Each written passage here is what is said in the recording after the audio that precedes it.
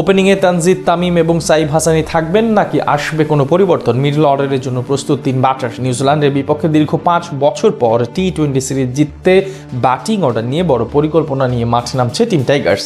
3 বাঁহাতির সাথে থাকতে পারে সমান সংখ্যক ডানহাতি জেনুইন তারকা, সাথে গভীরতা বাড়াতে আছেন আরও 2 জন। সব মিলিয়ে নিউজিল্যান্ডের বিপক্ষে তৃতীয় ম্যাচে কেমন হচ্ছে টাইগারদের ব্যাটিং অর্ডার, বাকিটা রিপোর্ট।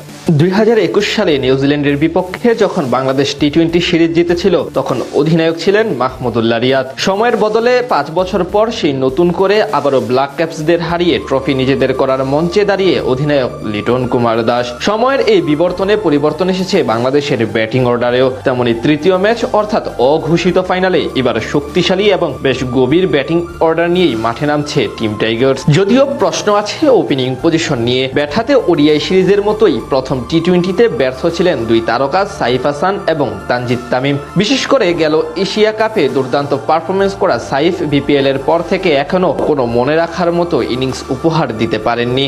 তাই তাকে নিয়ে একটু ভাবনায় আছে টিম ম্যানেজমেন্ট। যদিও ব্যাকআপ না থাকায় এই ম্যাচেও তাকে রাখা হতে পারে একাদশে। অন্যদিকে তানজিদ তামিমের গত ম্যাচের পারফরমেন্স আপ টু দ্য মার্কে না হলেও অতীতের পরিসংখ্যানের জোরে টিকে যাবেন তিনি। গেল ম্যাচের ডানহাতি এবং বামহাতি প্রথা অনুসরণ করতে দেখা গেছে টাইগার টিম ম্যানেজমেন্টকে। এই যেমন ওপেনিংয়ে তামিম এবং সাইফ দুজন ভিন্ন ধাঁচের ব্যাটার ছিলেন। একইভাবে বামহাতি তামিম যখন ব্যাট করছিলেন তখন ইমনকে না পাঠিয়ে মাঠে নেমেছেন ডানহাতি লিটন। আবার তিনি বিদায় নেওয়ার পর এসেছেন হৃদয়। একইভাবে তামিম আউট হওয়ার পর পাঠানো হয় আরেক বামহাতি ইমনকে। সেখান থেকে এটা এখন অনুমেয় করা যায় যে এই ম্যাচে যদি তানজিদ তামিম আগে আউট হয় তাহলে ইমনকে পাঠানো হতে পারে 3 নম্বর পজিশনে। যদিও সবশেষ ম্যাচে 5-এ নেমে দারুণ খেলেছিলেন এই ব্যাটার, সেক্ষেত্রে ইমনকে 5-এ খেলানোই বুদ্ধিমানের কাজ হতে পারে। তাছাড়া 3 নম্বর পজিশনে অধিনায়ক লিটন দাসও একটি কার্যকারী ইনিংস উপহার দিয়ে গিয়েছিলেন। 4 নম্বর পজিশনটা অবশ্য তাওহিদ হৃদয়কে দেওয়া উচিত। গত ম্যাচে এখানে নেমে দুর্দান্ত এক অর্ধশতকের দেখা পান তিনি,